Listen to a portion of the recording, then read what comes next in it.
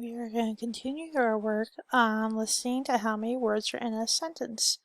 Close your eyes and listen to these sentences. Then open them and count them on the screen and see if you were right. A fish swims. With your eyes closed, how many words did you guess? Now open your eyes and count the words. Were you right? Close your eyes again. Listen to this sentence. We can draw. How many words do you think with your eyes closed? Now open your eyes and count them. Did you get 3 words? Close your eyes again. She cooks.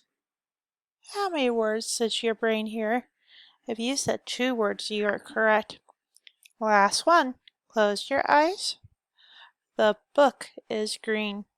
Open your eyes. Did you say 4 words? Our new word this week is the. We also know these words. I like. Which pet do you like the most?